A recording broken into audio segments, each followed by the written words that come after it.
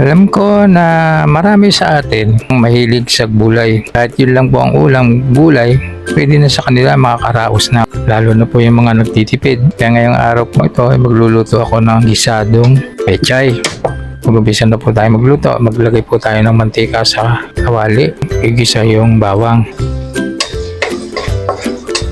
Pag mabango na po yung bawang at lumabas na yung kanyang aroma, naamoy mo na. Sunod po natin yung ginayat na sibuyas.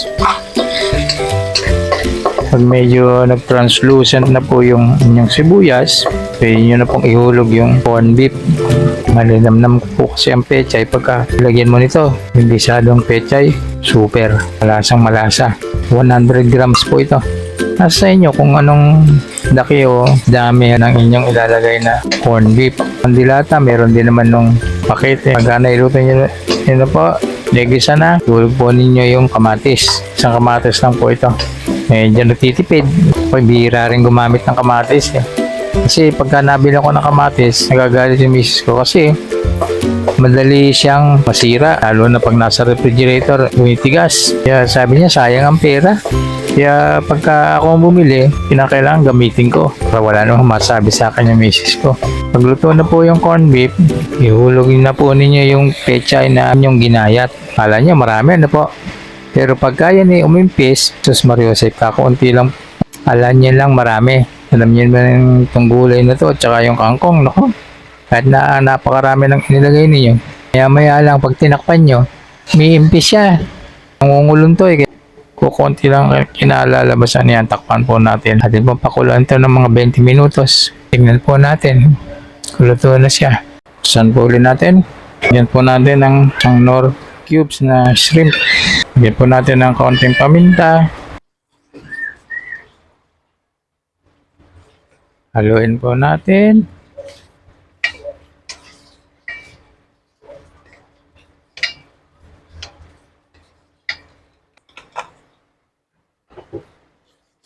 Plan po natin na 1 tablespoon ng patis.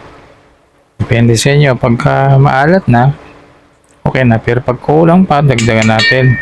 Bigyan po natin ng 1 teaspoon na sukal. Then pong haluin uli.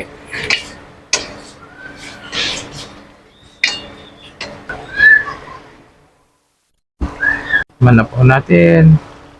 Okay na. Tama na ang lasa. May nalimutan ako. Ang itlog. Buti nakita ko.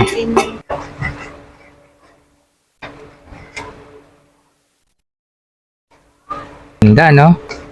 Nakatakam kainin.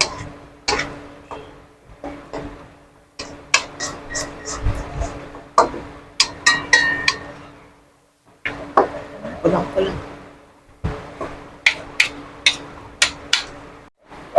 Ito na po yung final product ng ginisang pechay ko. Siguradong maiibigan po ninyo pag inyong naluto. Masarap. Saka isa pa pala, huwag po kayong makalimot na mag-subscribe at mag-like sa aking channel. At i-hit nyo na rin po yung notification bell para updated po kayo sa lahat po ng video na i-upload ko. Maraming salamat po sa inyo. Maligayang panonood.